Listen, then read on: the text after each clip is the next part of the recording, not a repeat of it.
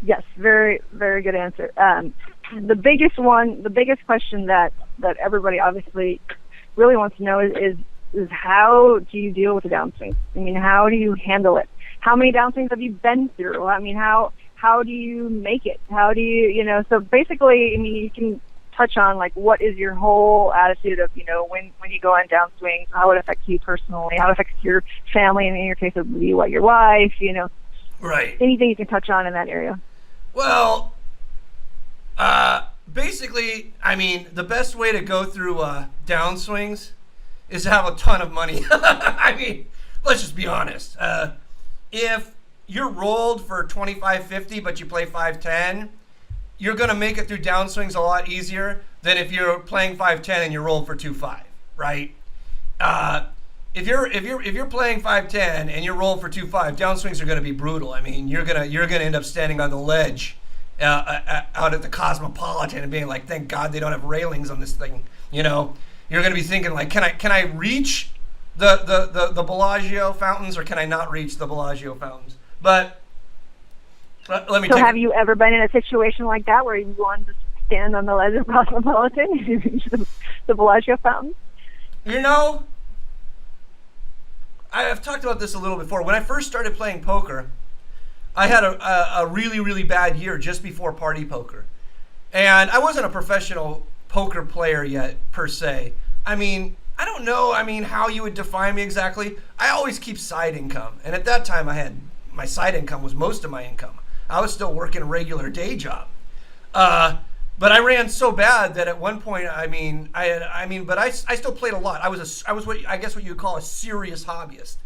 I ran so bad that I thought I was going to quit poker, and then party poker came along, which sort of saved me. And then I made a lot of money at party poker, and it pretty much sort of set me up like for life. Party poker was a dream. It was amazing. But then once I went off of party poker, because I was used to playing like, you didn't multi-table really then, but you play 4 tables, maybe up to 6. And you're just printing money basically. And then the Port Security Act, the original Port Security Act, which is probably like 2007, I would say.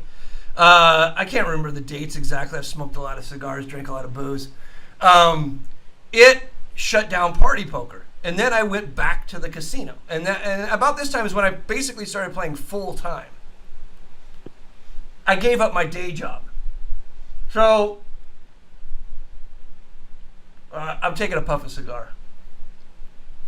So,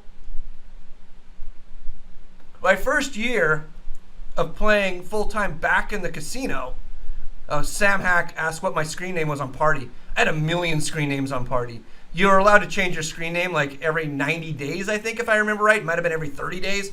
I changed my screen name every single time you were allowed to change it. So I probably had 35 screen names. I don't even know how many screen names I had.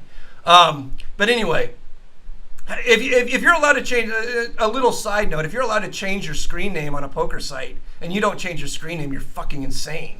You should change your screen name every chance you get. Anyway, my first year back in the casino, I made a lot of money playing 10-20 at the Commerce. And then the PLO game opened and all of like the giant whales went to PLO. Like the monster whales. I'm not going to say their name. These are like well-known people in business. And you see them at the Commerce. These are people that, because we live in Los Angeles, these are people that other people know. I guess I can say one guy's, I'm not even going to say one guy's name, even though he's dead. I'm not going to say anybody's name. So I went and started playing the 2040 PLO, and I just got obliterated. I mean, I played well. I played exceptionally well. And I guess this goes back to your question, like, how do you get through it? Well, I was sort of rolled for it. I didn't know how much you actually needed for that game, which is like hundreds of thousands of dollars. And what I did was I would just go back, I would review my sessions, I would review my hands, I would stove my hands, I would talk to my friends who were good at poker, I would talk to random people, I would post on 2+2 or liveatthebike.com. Now I'd post on liveatthebike.com, of course. I would get feedback, and from all the feedback I was getting and all of my analysis and all the stoving was I was playing the hands well. I was getting it in good. I was thinking about situations right when I ran back through the hands. And what that did was it gave me, even though maybe not the bankroll level to continue, but it gave me a comfort level to continue.